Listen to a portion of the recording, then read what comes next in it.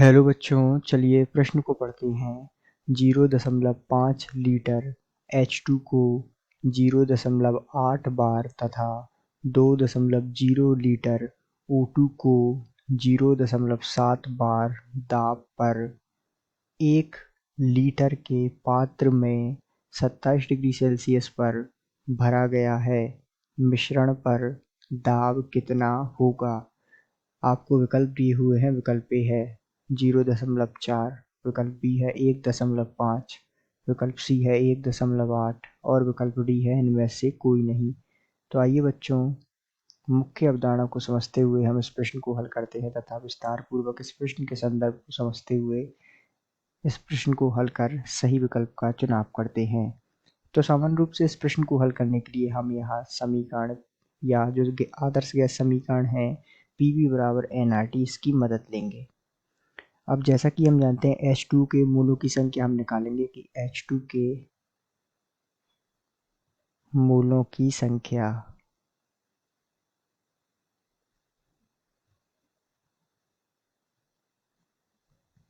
बराबर यह होगा NH2 अर्थात H2 के मोलों की संख्या बराबर ये होगा PV बटे RT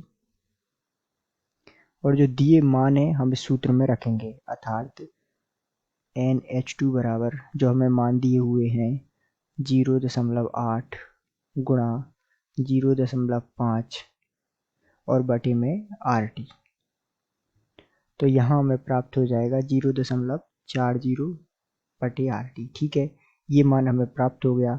अब हम इसी प्रकार O2 के मोल की संख्या निकालेंगे। तो O2 के मोल हम निकालेंगे तो यहाँ NO2 बराबर हो जाएगा हमारे पास PV बटे RT और जो हमें मान दिए हुए हैं वो हम इस सूत्र में रखेंगे अर्थात 0.7 गुणा 2.0 ये जो हमें मान दिया हुआ है इसको रखेंगे और यहाँ नीचे RT। जब हमने ये मान रखा तो NO2 अर्थात ऑक्सीजन के मोल O2 के मोल हमारे पास कितने आ गए? इसका मान आ गया हमारे पास 1.4 RT। ये जो मान हमें आ गए, अब ध्यान दीजिएगा हम जो है कुल मोलों की संख्या निकाल लेते हैं। यहाँ से कुल मोल तो हमारे पास कुल कितने मोल आ जाएंगे, हम इन्हें जोड़ लेंगे। तो इसको जोड़ेंगे 0.40 बटे RT को हम जोड़ेंगे 1.40 बटे RT में। तो इसको जोड़ने के पश्चात हमारे पास कुल मोल आ गए 1.8 RT। अब यहाँ क्या निकालना है हमें कि कुल दाब निकालना है हमें अर्थात ये जो है P कुल निकालना है हमें। तो कुल दाब या कुल इस प्रकार हम इसे लिख सकते हैं। तो कुल जो है हम निकालेंगे तो यहाँ जो है इसका हम nRT बटे हो जाएगा B।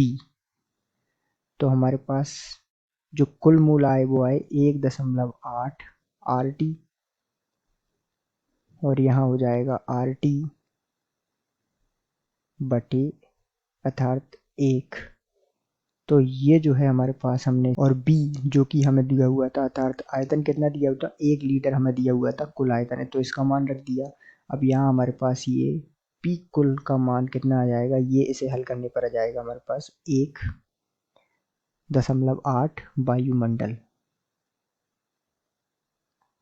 तो ये जो है हमारे पास मान आ गया। अब विकल्प देखते हैं तो दाब का मान कितना आ गया 1.8 अर्थात हम कह सकते हैं कि दिए गए प्रश्न का सही उत्तर विकल्प सी है। आशा करते हैं आपको समझ आया होगा। धन्यवाद।